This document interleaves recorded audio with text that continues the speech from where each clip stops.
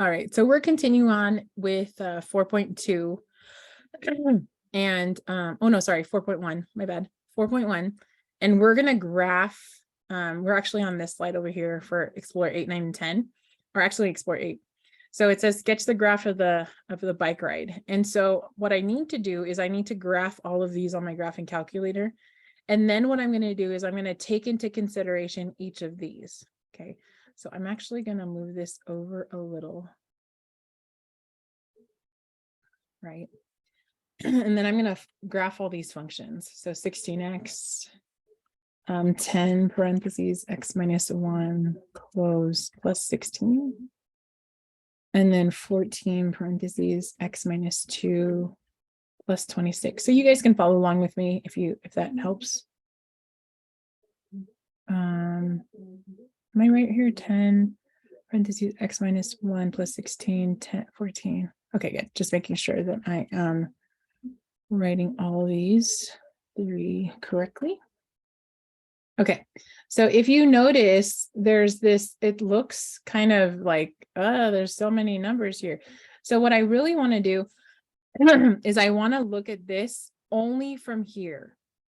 So only from here. So I always forget how this goes. So I'm going to play around with this for a second. Let's see. I think it goes 1 is less than equal to x. Did I do that right? And then less than equal to 1. So let me turn all these guys off and see if that did it. Where did this go? Yeah, that wasn't it. I think it just goes, hold on a second.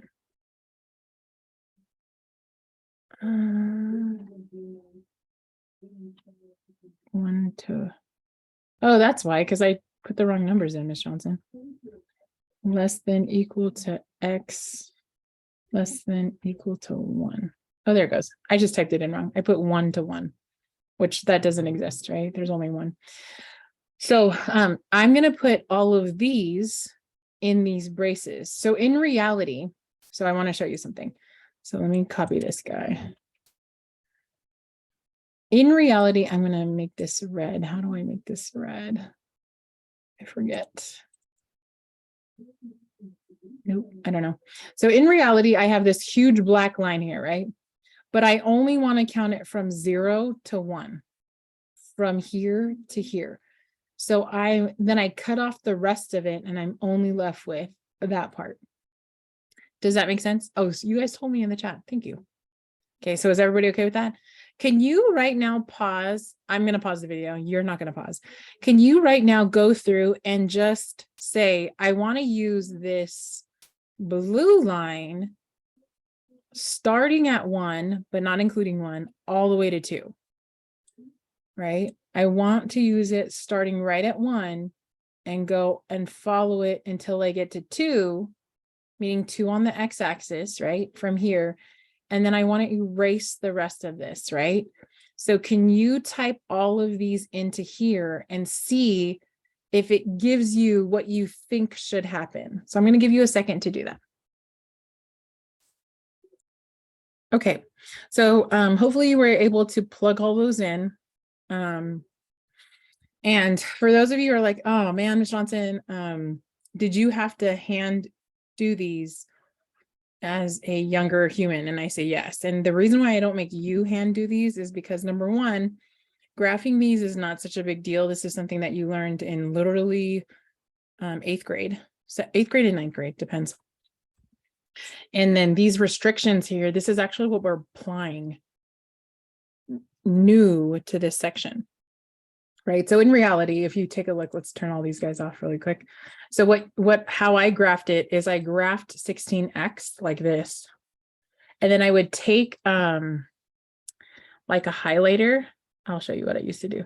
I used to take like a highlighter and I would highlight the section that I was supposed to use. So I'm supposed to use 0 to 1. So I'd start at 0 and I'd follow this line from 0. Oops, I can't draw straight. So from 0 to 1, right? And then what I would do is I'd graph the next one, right? Imagine this whole line being here. So grab this guy. right? This is old school Miss Johnson. I'd actually do this by hand.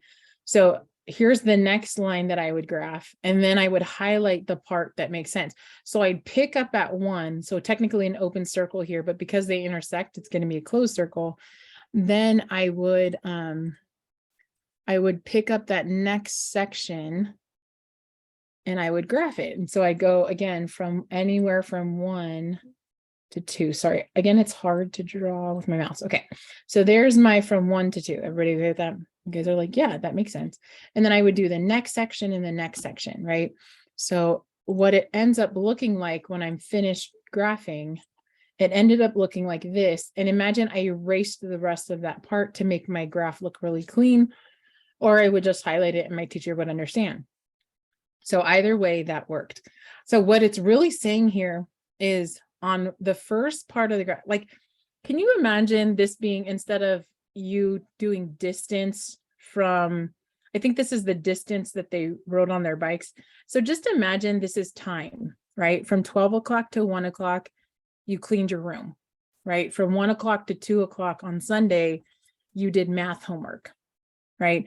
And from 2 o'clock to 3 o'clock, you read a book.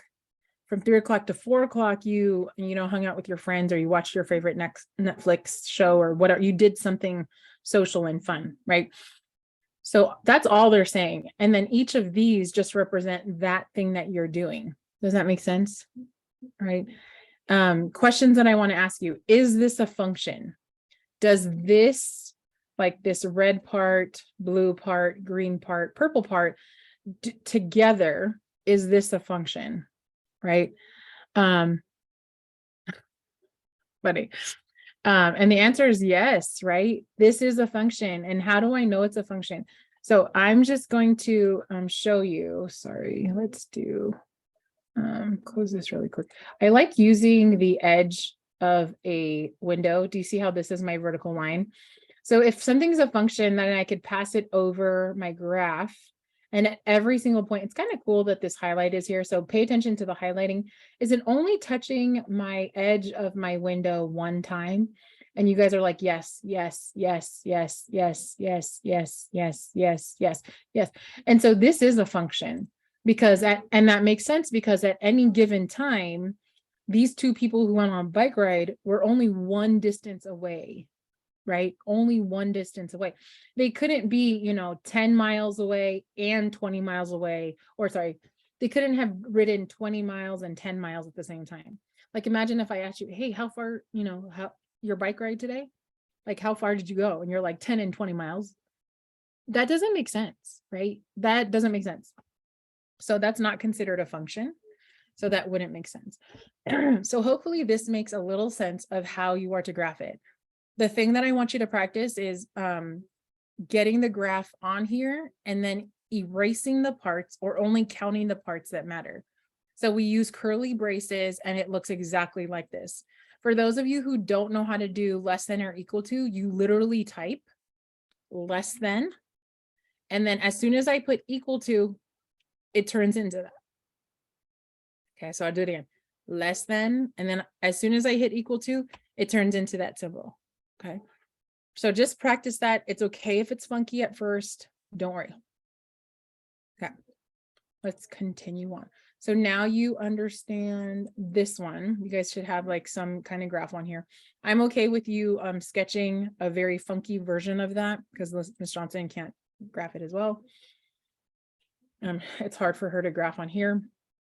It's okay if you leave it right here. I'll find it. Okay.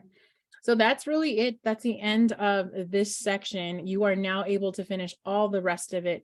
There are two big things that you were supposed to get, and we're going to go over it in takeaways right now. Let me just grab, let me grab this really quick. Okay. So working with piecewise functions, hold on a second. Let me grab one thing. When you're working with piecewise functions, what things do I need to know how to do? That's what it's asking you here. So here, adding notation, vocabulary, and convention. So don't worry about these words. Subfunction.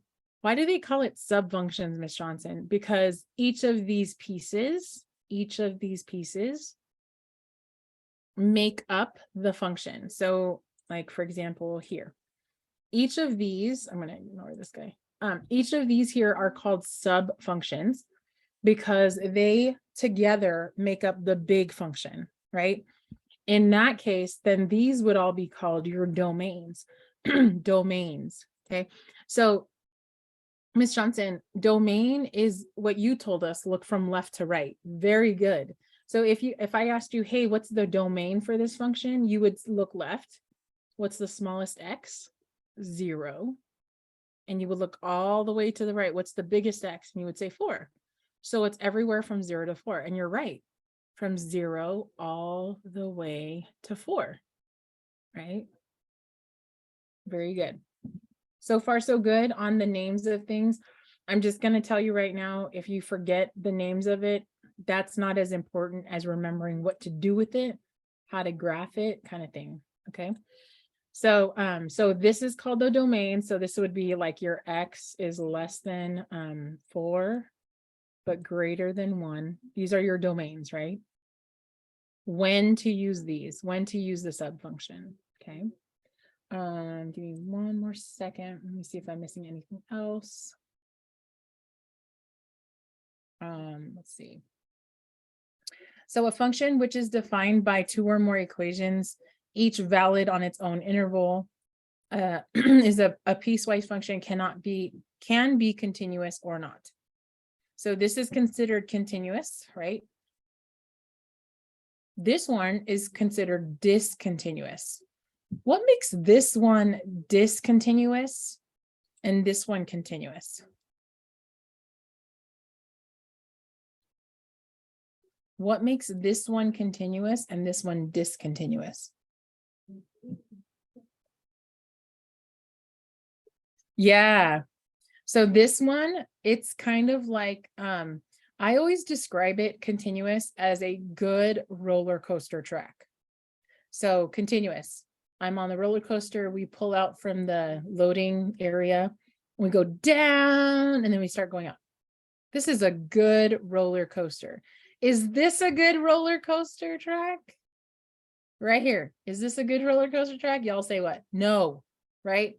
You pull out of the loading dock and then the train falls off the track. Don't worry, you're right there on the ground. I said this another time when my students are like, and everybody's dead. And I was like, okay, that's a little morbid. No, you're right next to the ground. So the track, it just pulled off the track.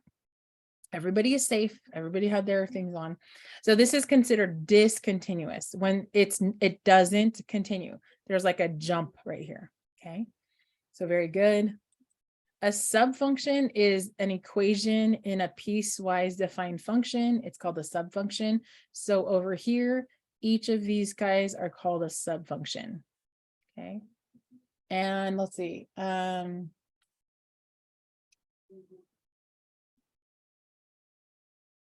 Okay, yeah. These are all called piecewise functions. If you look at this, right? If you look at this and I take my edge of my notebook here and I pass it over, it still is a function. Right over here, it still is a function. Even right here, Miss Johnson, you guys look at this part right here. Even right here, is this a function still, Miss Johnson? And the answer is yes, because this guy is an open circle and this guy is a closed circle. So at 1, the answer is right here at 0. Versus over here, it's not here. It's everybody 2 there. So these are just a little bit of pieces that you should know about piecewise functions. It makes sense, right? Why it's called a piecewise function, right? It's almost like a Lego, like I took a Lego build, right? I took a bunch of Legos and I made something with it. So I took a bunch of pieces and I made one thing with it. They all came together and now it's a robot or a car. Or Miss Johnson was really talented at making stairs. That's pretty much all she could do. You're welcome. You are welcome. Okay, so that's the end of that. Piecewise functions, you're all ready for that.